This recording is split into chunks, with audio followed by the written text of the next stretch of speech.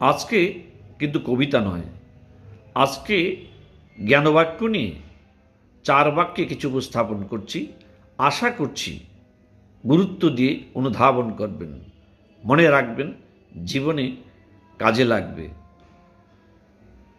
জানবেন, স্বার্থই প্রবল, স্বার্থ ফুরালে বন্ধু আর বন্ধু নেই। অপরদিকে স্বার্থ থাকলে শত্রু যেন বন্ধু হয়ে যায়। স্বার্থই বন্ধু এবং শত্রুর নিয়ন্ত্রক।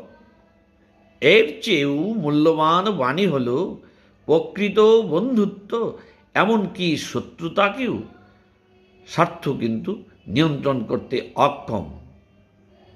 আবার বলছি, মনে রাখবেন, জানবেন, স্বার্থই প্রবল, স্বার্থ ফুরালে